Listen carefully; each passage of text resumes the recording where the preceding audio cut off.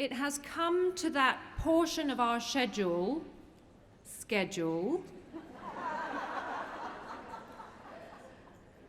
where we think it's time that we hear from some men. We've got loads of men, loads of them.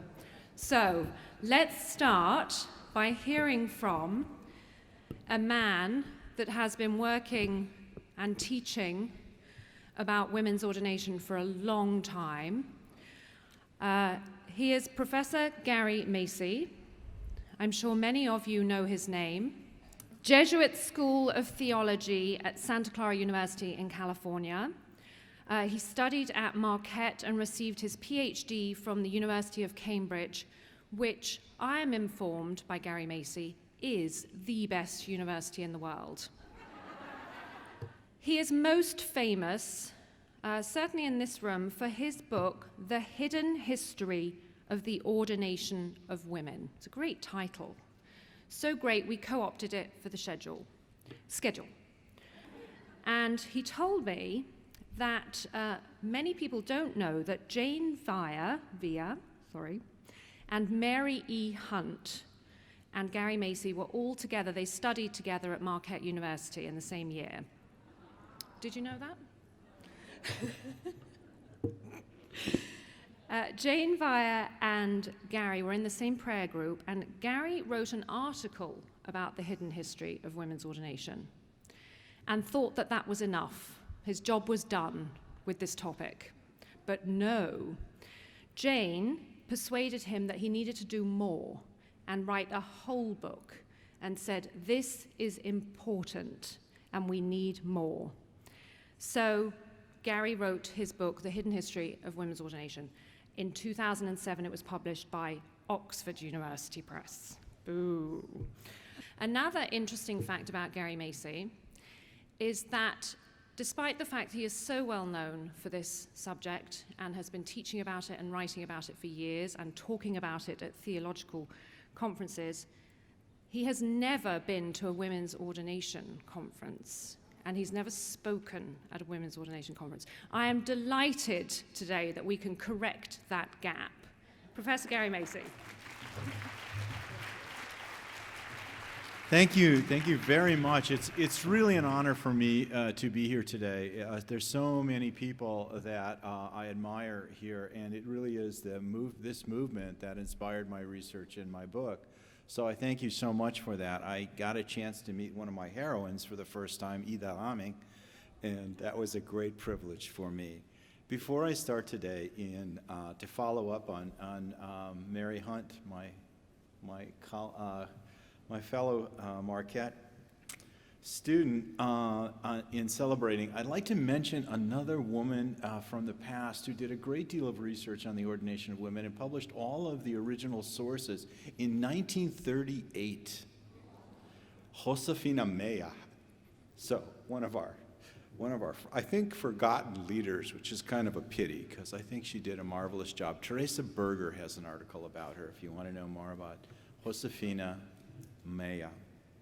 So the title of my paper today is a little misleading. I know I stole the title from my book, and I'm assuming that most people at the conference already know that women were ordained and in the past and know the history of that. So I want to talk about another secret, another not so well-known fact about ordination that is embedded in the book, but about which I've done more research recently.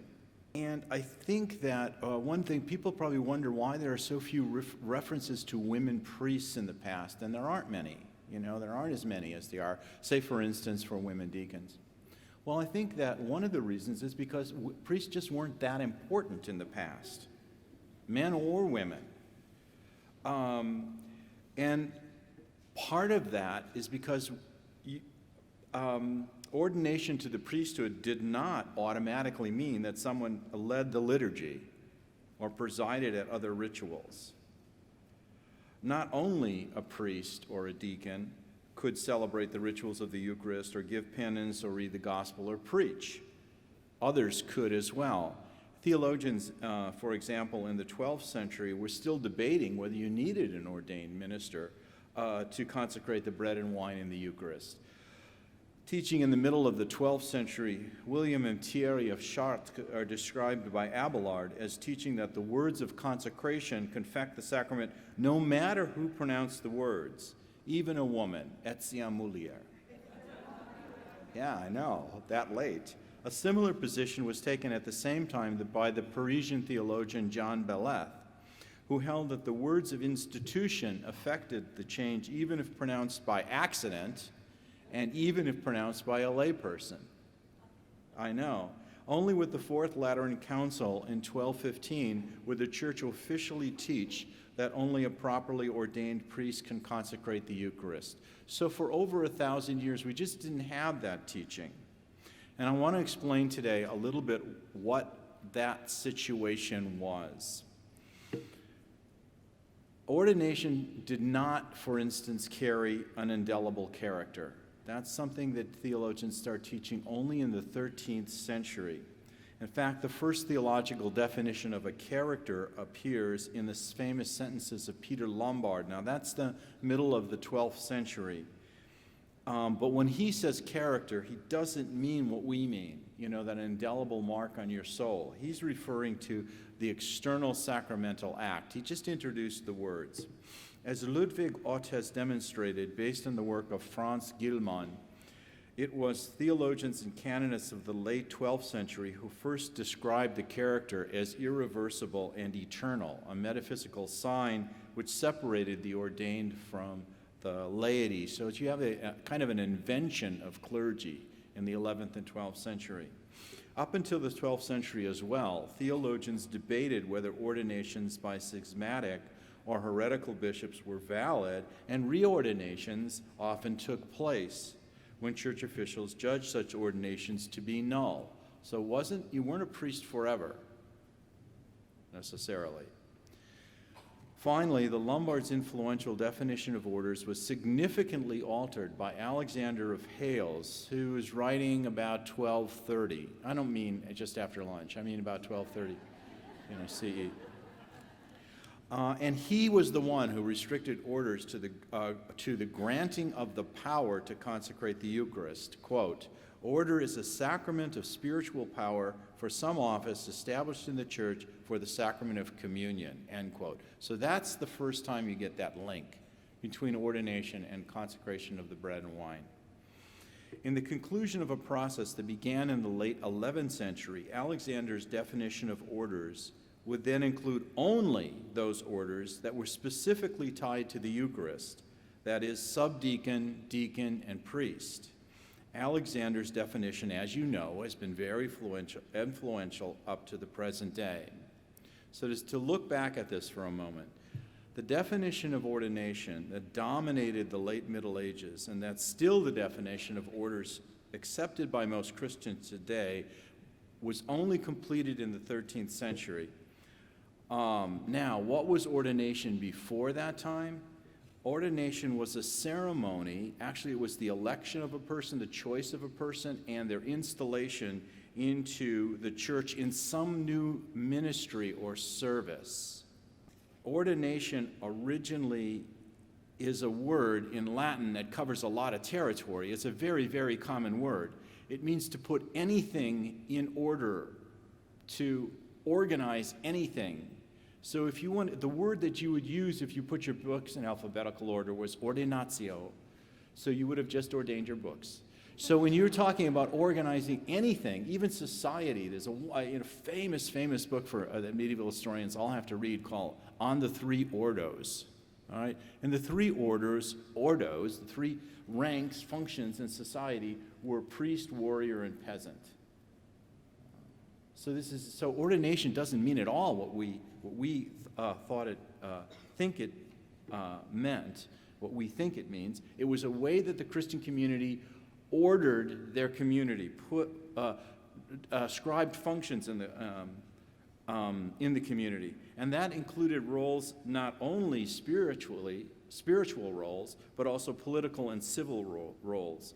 According to Pierre-Marie Gilles, in the ancient vocabulary, there was not much difference between ordinare, consecrare, and benedicere. Nevertheless, at least in the patristic period, ordinare had a broader sense than consecrare or benedicere, and it meant not only the ordination prayer, but the whole process in which the prayer terminates. At the same time, ordinatio was used in the High Middle Ages for kings, abbots, abbesses, and by the civil Roman law for civil servants. That was, when you got installed into your new position, that was an ordinatio. As Yves Congar pointed out, for instance, ordination is the term used for the appointment to an ecclesiastical post by a secular ruler. He also noted that many instances in which contemporaries referred to secular rulers as ordained, Charlemagne, Otto I and Otto II were also designated, and according to Congar, to be ordained was the official formula of the Capetians for their coronations. Now, of course, the contemporaries of these kings and emperors, as well as the kings and emperors themselves, would have understood their roles as spiritual as well as secular. But certainly they would be considered secular by now. Pope Urban II, in a letter dated 1089 to Reynald, the Archbishop of Reims, reaffirmed the Archbishop's power to ordain the kings and queens of France. The Western rite for the coronation of the emperor is called an ordination in the 10th century Romano-Germanic pontifical, and the coronation rite contained in a Florentine sacramental from the second half of the 10th century describes the blessing of an empress as an ordination. There's a very good study by Dr. Wogan Brown on ordination of queens in England, the ordination rites for queens. Ordo did not necessarily refer to a clerical state. Clearly, Innocent III described canon lawyers as a separate ordo in the 13th century, and we know they are. At least as late as the 14th century, ordo could be used to designate the sacrament of extreme unction and, of course, marriage, because you move to a different function or role in the society, is referred to as an ordination. Ordo could also be used to offices then considered clerical, but which later were understood to be lay offices. The Rule of Benedict uses ordinatio frequently to refer to the installation of an abbot. Abbots, monks, and others entering the religious life were referred to as ordained throughout the Middle Ages. Gérard Franson would make the same point in his study of the treatment of ordination in the medieval canonists. He noted, quote, "For the medieval canonists, ordinare and ordinatio did not bear a sacramental reference." It just didn't. The election of the Pope, the nomination of archdeacon, canonical institution given to a monk to enable him to take charge of a parish are all described as ordinatio. In summary, ordination in the early centuries referred essentially to a function, a role in the community, not to the conferral of an irreversible power, irrespective of attachment to any community. You had to be part of that community, and you didn't have power outside that community. This definition of ordination encompassed many different roles within the community and certainly was not limited to those who served at the altar, as the later definition would. Yves Congar put it succinctly: ordination encompassed at the same time election as its starting point and consecration as its term.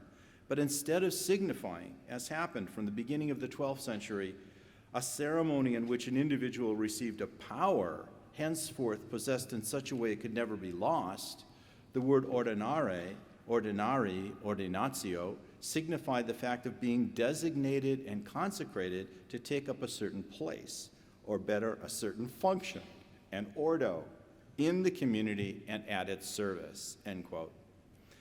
An ordained person was expected to be from the community that chose her or him and remain bound to that community. Absolute ordination, that is ordination not tied to a particular community, was explicitly forbidden, although sometimes practiced until the 12th century.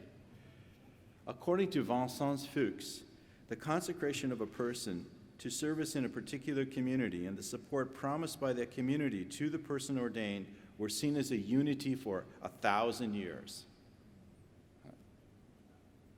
The practice of absolute ordination emerged in the 8th and 9th century and was widespread by the 11th century, but continued to be officially forbidden. It was only in 1198 that Pope Innocent III lifted the long-standing ban on absolute ordinations, requiring only that an ordained person be supplied with a reliable income. Now that, I know, I got it, the money always comes into play. The tie between a bishop and his community was stronger than that of any other cleric. Part of the consecration of a bishop was, in fact, his selection and election by the people of his community. According to Luciane Mortari, in her study of episcopal consecration, a bishop was not considered ordained or even a valid bishop unless he was formally accepted by the congregation that he was to serve. Bishops did very rarely move from one see to another, but such a move was considered adultery by the Council of Nicaea. The connection was so strong that the Second Lateran Council decreed that the election of a bishop must be made by the canons of the clergy with the advice of wise lay people. That was the law until 1917. The idea that the Pope should appoint bishops is an idea that is first voiced in the very late 19th century, 1898, I think is the date, in a treaty between Guatemala and Honduras and the Papal States. Before that time, the Pope never claimed that power and was only codified in canon law in 1917 on the basis of nothing at all. There's no historical precedent for that. I don't want to take up all this time. Oh, I already did. There wasn't a lot of time for the talk, but I wanted a little time for discussion. But you can see the implications are very clear. For those communities that do pick their own leaders and consecrate them into office, they're doing what was done for over 1,000 years in Christian history before it changed. If there's one takeaway that I'd like you, there's a lot of interesting ideas here, a lot of important ideas here, but if there was one idea that I could leave you with, and this is very important, I think, is that history is freedom from the tyranny of the present. We don't have to do what we're doing now, because we changed before, and we can change again. Thank you.